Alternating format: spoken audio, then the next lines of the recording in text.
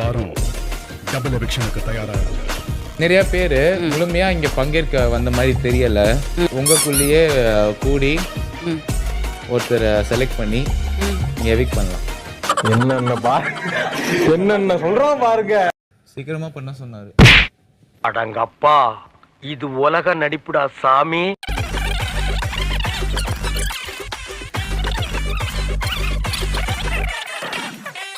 Mid week secret ரூமா இருக்குமா? டேய், நீ யாருன்னு எனக்கு தெரியும், நான் யாருன்னு உனக்கு தெரியும்.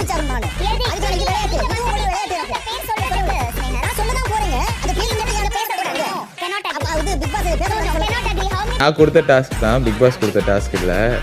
இந்த வாரம் டபுள் எவிக்ஷன் காம்பா வாங்க. சீரியஸ்.